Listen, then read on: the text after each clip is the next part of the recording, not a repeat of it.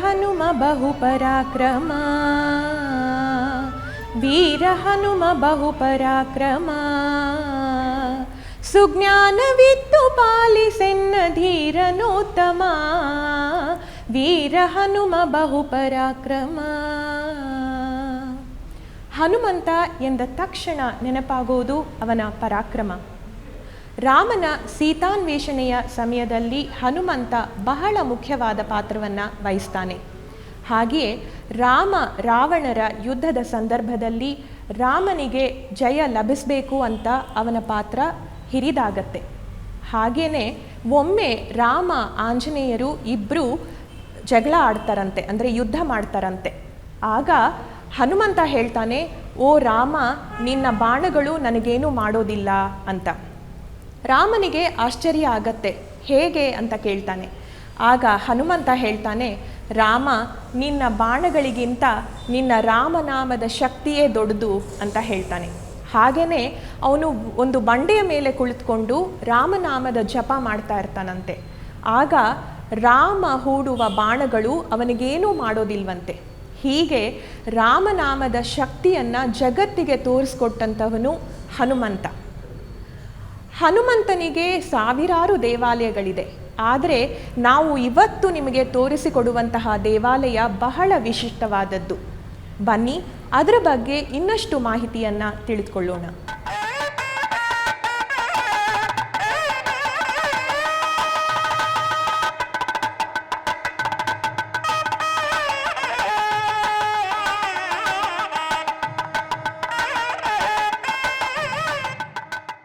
ಬೆಂಗಳೂರಿನಿಂದ ಕೇವಲ 90 ಕಿಲೋಮೀಟರ್ ದೂರದಲ್ಲಿ ಇರುವ ಒಂದು ಪುಟ್ಟ ಹಳ್ಳಿ ಹುಣಸೇನಹಳ್ಳಿ.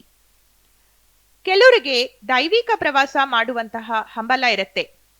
ಇನ್ನು ಕೆಲವರಿಗೆ ಬೆಂಗಳೂರಿನ ಜನಜಂಗುಳಿಯಿಂದ ಒಂದು ದಿನದ ಮಟ್ಟಿಗಾದ್ರೂ ಎಲ್ಲಿಗಾದ್ರೂ ಹೋಗ್ಬೇಕಪ್ಪ ಅನ್ನೋ ಅಂತ ಕಾತರ ಇರುತ್ತೆ. ಇಂತಹ ಜನರಿಗಾಗಿ ದೂರದರ್ಶನದ ಚಂದನ ವಾಹಿನಿ ಇವತ್ತು ಹುಣಸೇನಹಳ್ಳಿಗೆ ಬಂದಿದೆ.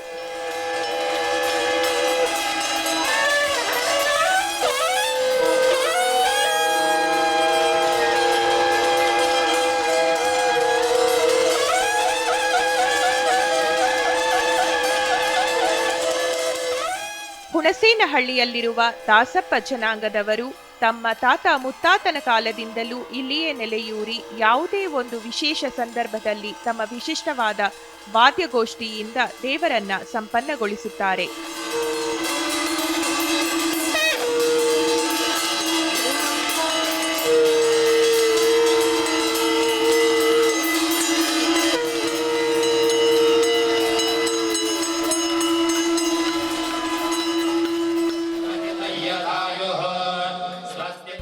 ಸುಮಾರು 500 ವರ್ಷಗಳ ಹಿಂದೆ ವ್ಯಾಸರಾಜರು ಈ ಪ್ರದೇಶಕ್ಕೆ ಪಾದಯಾತ್ರೆಗೆ ಬಂದಾಗ ಮುಂದೆ ಹೇಗೆ ಹೋಗೋದು ಅಂತ ಅವರಿಗೆ ದಾರಿ ತೋಚಲಿಲ್ವಂತೆ. ಆಗ ಹನುಮದೇವರು ಅವರಿಗೆ ದಾರಿ ತೋರಿಸಿದ್ನಂತೆ. ಹಾಗಾಗಿ ವ್ಯಾಸರಾಜರು ಹನುಮದೇವರ ಮೂರ್ತಿಯನ್ನು ಪ್ರಾಣ ಪ್ರತಿಷ್ಠಾಪನೆ ಮಾಡಿ ಮುನ್ನಡೆದರಂತೆ. ಇದು ಈ ಹುಣಸೇನಹಳ್ಳಿಯ ಐತಿಹ್ಯ.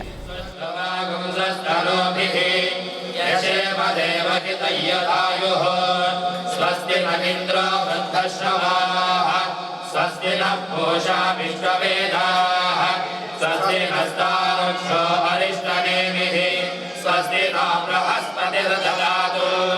ಓಂ ಶಾಂತಿ ಶಾಂತಿ ಶಾಂತಿ. ವ್ಯಾಸರಾಯರು ದ್ವೈತ ಸಿದ್ಧಾಂತವನ್ನು ಪ್ರತಿಪಾದಿಸಿದ ಯತಿಗಳಲ್ಲಿ ಮುಖ್ಯರಾದವರು. ಪುರಂದರದಾಸರು, ಕನಕದಾಸರು ಮುಂತಾದ ಹರಿದಾಸರಿಗೆ ಗುರುಗಳಾಗಿ ಹರಿದಾಸ ಸಾಹಿತ್ಯವನ್ನು ಬೆಳೆಸಿದವರು. ಕೃಷ್ಣ ಎಂಬ ಅಂಕಿತ ನಾಮದಿಂದ ಹಲವಾರು ಕೀರ್ತನೆಗಳನ್ನು ರಚಿಸಿ ದ್ವೈತ ಸಿದ್ಧಾಂತವನ್ನು ಪ್ರತಿಪಾದಿಸಿದವರು. ಯತಿರಾಜ ಎಂಬ ನಾಮಾಂಕಿತದಿಂದ ಹುಟ್ಟಿದ ಇವರು ಸನ್ಯಾಸವನ್ನು ಸ್ವೀಕರಿಸಲು ಇಷ್ಟವಿಲ್ಲದೆ ಆಶ್ರಮದಿಂದ ಓಡಿಹೋದಾಗ ಒಂದು ಮರದಡಿಯಲ್ಲಿ ವಿಶ್ರಮಿಸಲು ವಿಷ್ಣುವಿನ ದರ್ಶನವಾಯಿತಂತೆ. ವಿಷ್ಣುವು ಇವರನ್ನು ಮತ್ತೆ ಹಿಂತಿರುಗಲು ಹೇಳಿದಾಗ ಇವರು ಹಿಂತಿರುಗಿ ಬಂದು ವ್ಯಾಸತೀರ್ಥರಾಗಿ ಸನ್ಯಾಸ ಸ್ವೀಕರಿಸಿದರಂತೆ. ಇವರು 732 ಮುಖ್ಯ ಪ್ರಾಣದೇವರ ವಿಗ್ರಹಗಳನ್ನು ಪ್ರತಿಷ್ಠಾಪಿಸಿದ್ದಾರೆ. ವ್ಯಾಸರಾಯರು ಪ್ರಹ್ಲಾದನ ಅವತಾರವೆಂದು ಮುಂದೆ ರಾಘವೇಂದ್ರ ತೀರ್ಥರಾಗಿ ಜನ್ಮ ತಾಳಿದರು ಎಂದು ಹೇಳುತ್ತಾರೆ. ನಮ್ಮ ರಾಮ ಲಕ್ಷ್ಮಣ ಸೀತಾ ಮಾತೆಯರಿಗೆ ಅಭಿಷೇಕ ನಡೆಯುತ್ತಿದೆ. ಪುರೋಹಿತರು ಮಂತ್ರಘೋಷದ ಸಮೇತ ದೇವರಿಗೆ ಹಾಲು, ಮೊಸರು, ತುಪ್ಪ, ಜೇನುತುಪ್ಪ, ಪಂಚಾಮೃತ, ಗಂಧ ಹೀಗೆ ಹಲವು ದ್ರವ್ಯಗಳಿಂದ ದೇವರಿಗೆ ಅಭಿಷೇಕ ನೆರವೇರಿಸುತ್ತಿದ್ದಾರೆ.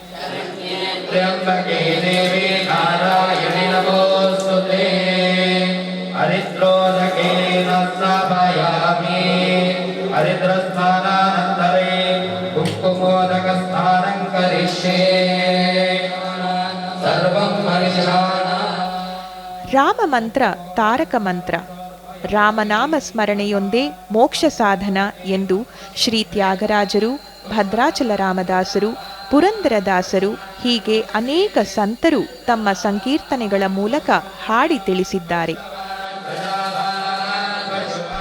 ರಾವಣನ ಮೂಲಬಲ ಕಂಡು ಕಪೀಸೇನೆ, ರಾವಣನ ಮೂಲಬಲ ಕಂಡು ಕಪೀಸೇನೆ, ಆವಾಗಲೇ ಬೆದರಿ ಓಡಿದವು. ಈ ವೇಳೆ ನರನಾಗಿ ಇರಬಾರದೆಂದೆನಿಸಿ, ಈ ವೇಳೆ ನರನಾಗಿ ಇರಬಾರದೆಂದೆನಿಸಿ, ದೇವರಾಮಚಂದ್ರ ಜಗವೆಲ್ಲ ತಾನಾದ ಅಲ್ಲಿ ನೋಡಲು ರಾಮ, ಇಲ್ಲಿ ನೋಡಲು ರಾಮ, ಎಲ್ಲೆಲ್ಲಿ ನೋಡಿದರೂ ಅಲ್ಲಿ ಶ್ರೀರಾಮ, ಅಲ್ಲಿ ನೋಡಲು ರಾಮ. ಎಲ್ಲಿ ಹನುಮನು ಅಲ್ಲಿ ರಾಮನು, ಎಲ್ಲಿ ರಾಮನು ಅಲ್ಲಿ ಹನುಮನು. ನಮ್ಮ ಹನುಮ ಇದ್ದ ಮೇಲೆ ರಾಮನೂ ಇರಲೇಬೇಕಲ್ಲವೇ? ಹಾಗಾಗಿ ಹನುಮನ ಜೊತೆಗೆ ರಾಮನ ಪರಿವಾರವೂ ಇಲ್ಲಿದೆ.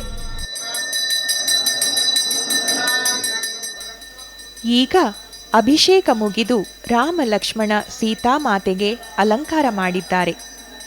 ನೋಡುವುದಕ್ಕೆ 2 ಕಣ್ಣು ಸಾಲದು. ಆಹಾ, ವಿವಿಧ ಬಣ್ಣದ ಪುಷ್ಪಗಳಿಂದ ಅಲಂಕೃತಗೊಂಡ ರಾಮ ಲಕ್ಷ್ಮಣ ಸೀತೆಯರ ದರ್ಶನ ಕಣ್ಮನ ಸೆಳೆಯುವಂಥದ್ದಾಗಿದೆ.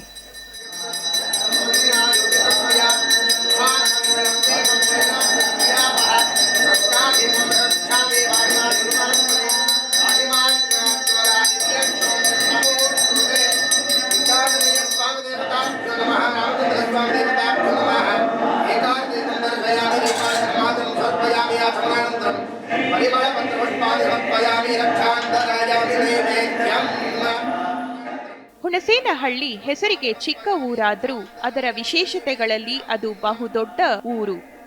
ಇಲ್ಲಿ ವ್ಯಾಸರಾಯರೇ ಪ್ರತಿಷ್ಠಾಪಿಸಿರುವಂತಹ ಮುಖ್ಯ ಪ್ರಾಣದೇವರು ಆಂಜನೇಯನ ವಿಗ್ರಹವನ್ನ ಕಾಣಬಹುದು. ಹಾಗೆಯೇ ಶ್ರೀರಾಮನ ಪರಿವಾರವನ್ನೂ ಕಾಣಬಹುದು. ಇಲ್ಲಿಯೇ ಗಣಪತಿ ಹಾಗೂ ಲಕ್ಷ್ಮಿಯರ ವಿಗ್ರಹವನ್ನೂ ಕಾಣಬಹುದು. ಇದೇ ಪ್ರಾಕಾರದಲ್ಲಿ ಗುರುರಾಯರ ಸನ್ನಿಧಿಯೂ ಇದೆ.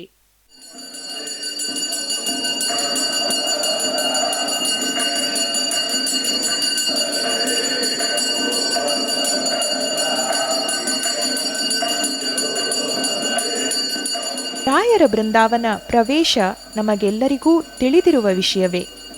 ಕೃತಯುಗದಲ್ಲಿ ಶ್ರೀರಾಮನು ಕುಳಿತಿದ್ದ ಕಪ್ಪು ಬಣ್ಣದ ಕಲ್ಲಿನಿಂದಲೇ ಬೃಂದಾವನ ಮಾಡಿಸಿಕೊಂಡು ಜೀವಂತವಾಗಿ ರಾಯರು ಪ್ರವೇಶ ಮಾಡಿದ್ದರು. ರಾಯರಿಗೂ ಮೊದಲು ಶ್ರೀ ವಾದಿರಾಜ ತೀರ್ಥರು ಹೀಗೆ ಮಾಡಿದ್ದಾರೆ ಎಂದು ಹೇಳುತ್ತಾರೆ. ರಾಯರು ತಮ್ಮನ್ನು ನಂಬಿ ಬಂದ ಭಕ್ತರನ್ನು ಸದಾ ರಕ್ಷೆ ಮಾಡುತ್ತಾರೆ. ಬೃಂದಾವನದ ಒಳಗಿದ್ದುಕೊಂಡೇ ತಮ್ಮ ದಿವ್ಯ ದೃಷ್ಟಿ ಹಾಗೂ ಪವಾಡಗಳಿಂದ ಭಕ್ತರನ್ನು ಉದ್ಧಾರ ಮಾಡುತ್ತಿದ್ದಾರೆ.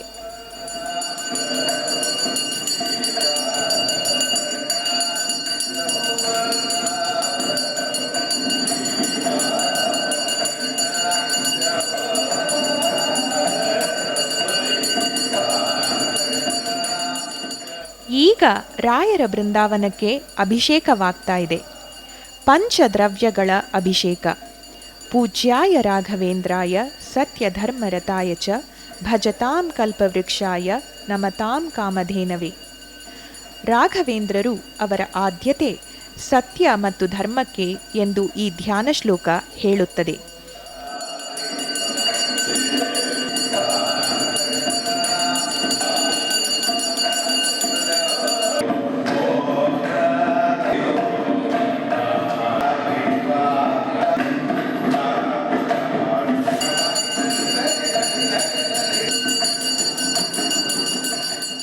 ಈ ದೇವಸ್ಥಾನದ ಬಗ್ಗೆ, ಇಲ್ಲಿನ ಹನುಮಂತ ದೇವರ ಪ್ರತಿಷ್ಠಾಪನೆ, ಸ್ಥಳ ಪುರಾಣದ ಬಗ್ಗೆ ಇಲ್ಲಿನ ಪ್ರಧಾನ ಪುರೋಹಿತರು ಮಾಹಿತಿಯನ್ನು ನೀಡುತ್ತಾರೆ.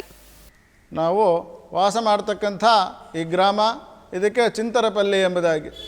ಈ ಚಿಂತರಪಲ್ಲಿಯಲ್ಲಿ ಮುಖ್ಯವಾಗಿ ಆಂಜನೇಯನ ಸೇವೆಯನ್ನು ಮಾಡೋದರಿಂದಾಗಿ ಈ ಸ್ಥಳದಲ್ಲಿ ವಿಶೇಷವಾಗಿ ಹನುಮಂತ ದೇವರಿಗೆ ಭಜನೆ ಅನ್ನುವಂಥದ್ದು, ಹಾಡುಗಳು ಅನ್ನುವಂಥದ್ದು, ಸಂಗೀತ ಅನ್ನುವಂಥದ್ದು ಬಹಳ ಪ್ರೀತಿ. ಅದಕ್ಕೋಸ್ಕರವಾಗಿ ಹನುಮಂತ ದೇವರಿಗೆ ಗೊತ್ತಿರೋಷ್ಟು ರಾಗಗಳು, ಹನುಮಂತ ದೇವರಿಗೆ ಗೊತ್ತಿರೋಷ್ಟು ವಾದ್ಯಗಳು ನಮಗೆ ಯಾರಿಗೂ ಕೂಡ ಗೊತ್ತಿಲ್ಲ. ಅಷ್ಟೊಂದು ವಿಶೇಷವಾಗಿ ಹನುಮಂತ ದೇವರು ಆ ಕೃತಯಗಾದಿ ಕಾಲಗಳಿಂದಲೂ ಕೂಡ ಅದು ತಿಳ್ಕೊಂಡಿರುವಂಥವರಾಗಿದ್ದಾರೆ.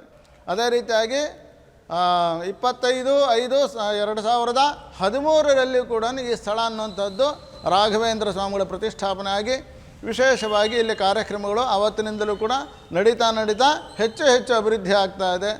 ಹಾಗೆ ಇಲ್ಲಿ ಒಂದು ಆಂಜನೇಯ ಸ್ವಾಮಿಯ ವಿಶೇಷವಾಗಿರ್ತಕ್ಕಂಥ ಪೂಜಾ ಕಾರ್ಯಕ್ರಮದ ಫಲದಿಂದ ಆತನ ಉದ್ಧಾರಕರ್ತರಾಗಿರ್ತಕ್ಕಂಥ ರಾಮದೇವರ ಚಿಂತನೆಯನ್ನು ಇಲ್ಲಿ ಮಾಡೋದರಿಂದಾಗಿ ರಾಮದೇವರ ಪರಿವಾರದವರು, ರಾಮದೇವರ ಕುಟುಂಬದವರಾಗಿರ್ತಕ್ಕಂಥ ನಮ್ಮ ರಾಘವೇಂದ್ರ ಸ್ವಾಮಿಗಳವರು ಇಲ್ಲಿ ನೆಲೆಸಿದ್ದಾರೆ. ಎಲ್ಲ ಧರ್ಮೀಯರಿಗೂ ಯತಿಗಳು ಅನುಗ್ರಹ ಮಾಡಿದ್ದಾರೆ ಎಂಬುದಕ್ಕೆ ರಾಯರ ಕಾಲಾನಂತರ ಮಂತ್ರಾಲಯಕ್ಕೆ ಬಂದ ಬ್ರಿಟಿಷ್ ಅಧಿಕಾರಿ ಥಾಮಸ್ ಮನ್ರೋವಿಗೂ ದರ್ಶನ ಮತ್ತು ಮಂತ್ರಾಕ್ಷತೆ ಕೊಟ್ಟ ಘಟನೆ ನಡೆದಿದೆ. ಇದು ರಾಯರ ದಿವ್ಯ ದೃಷ್ಟಿಗೆ ಸಾಕ್ಷಿ.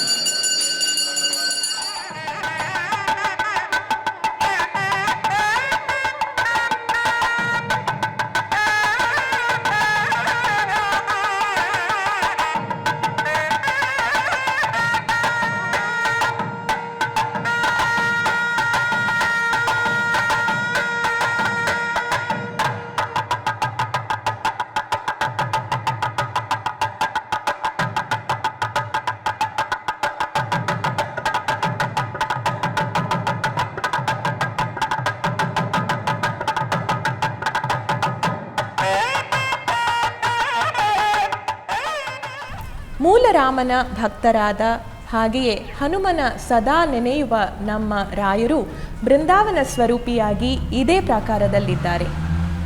ಹಾಗೆಯೇ ಈ ದೇವಾಲಯದ ಸುತ್ತಲೂ ಮಾರಮ್ಮ, ಸಪ್ಪಾಳಮ್ಮ, ಲಕ್ಷ್ಮೀದೇವಿಯರ ಗುಡಿಯೂ ಇದೆ.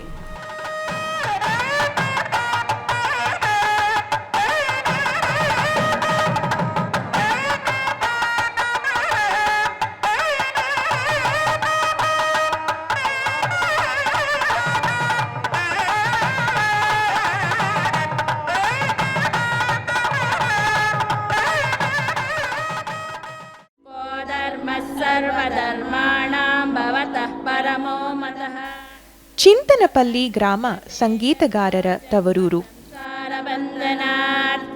ಸುಮಾರು 800 ವರ್ಷಗಳ ಸಂಗೀತ ಇತಿಹಾಸವಿರುವ ಈ ಊರು ಕರ್ನಾಟಕ ಶಾಸ್ತ್ರೀಯ ಸಂಗೀತಕ್ಕೆ ಹೆಸರುವಾಸಿ. ಇಲ್ಲಿನ ವಿದ್ವಾಂಸರು ದೇಶ ವಿದೇಶಗಳಲ್ಲಿ ಹೆಸರುವಾಸಿಯಾಗಿದ್ದಾರೆ. ಇಲ್ಲಿ ರಾಮನವಮಿ ಸಮಯದಲ್ಲಿ 10 ದಿನಗಳ ಕಾಲ ಹನುಮದೇವರ ಗಾಡಿ ಉತ್ಸವ, ಕಾರ್ಟ್ ಫೆಸ್ಟಿವಲ್ ನಡೆಯುತ್ತದೆ. ಈ ಸಮಯದಲ್ಲಿ ಸಂಗೀತೋತ್ಸವ ನಡೆಯುತ್ತದೆ. ಇದು ಬಹಳ ಹೆಸರುವಾಸಿ. ಈ ಸಂಗೀತ ಪರಂಪರೆ ಅಂದಿನಿಂದ ಇಂದಿನವರೆಗೆ ಹಾಗೇ ನಡೆದುಕೊಂಡು ಬಂದಿದೆ.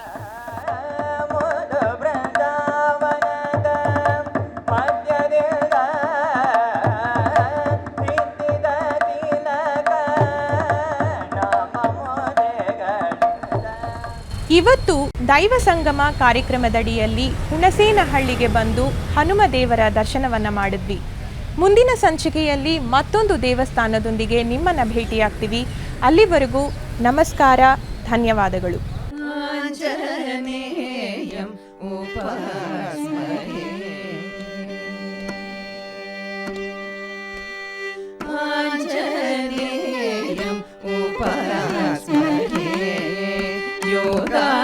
योगाञ्जनेयम् उपास्महे योगाञ्जनेयम् उपास्महे श्रीरामदूतं श्रीरामदूतं श्रीरामदूतं सततं योगाञ्जनेयम् उपास्महे श्रीरामदूतं सततं योगाञ्जनेयम् उपास्महे श्रीरामदूतं सततं योगाञ्जनेयम्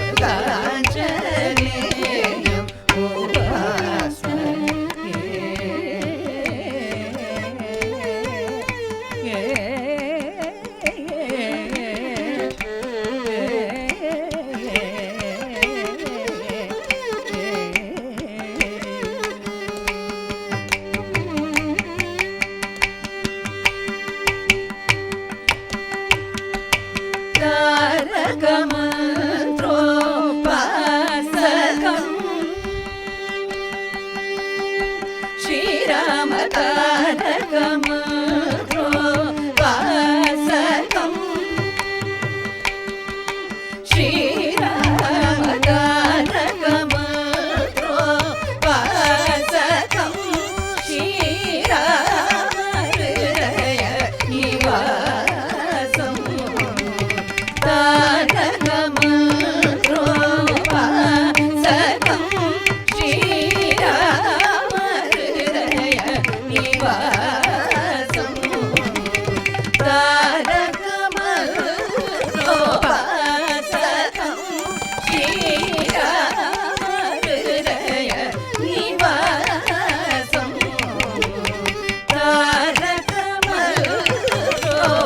तारकमन्त्रोपासकम् श्रीराम हृदय निवासम् सा रे ग म द नि द म ग रि स म ग म सा रे ग म द नि द म ग रि स म ग रे ग म द स रे ग म नि स म ग रे ग म नि द स रे ग म ग म द ग म द नि द म द नि स ग रि स नि द नि रे स नि द म द म ग रि स नि सदा योगाञ्जनेयम् उपास्महे श्रीरामदूतं सततं योगाञ्जनेयम्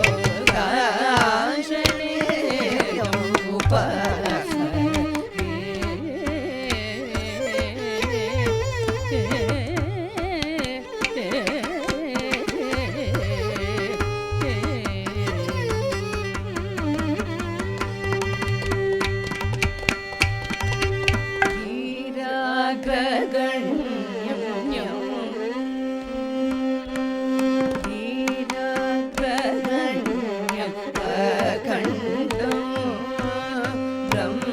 ब्रह्मचर्य विहारम्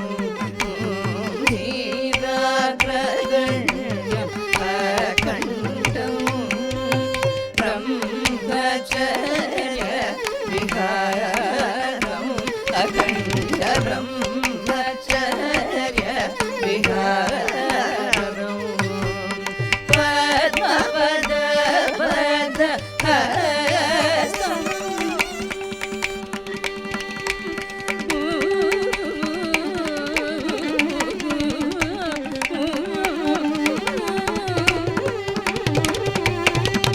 पद्मपद पद हस्तम् योगा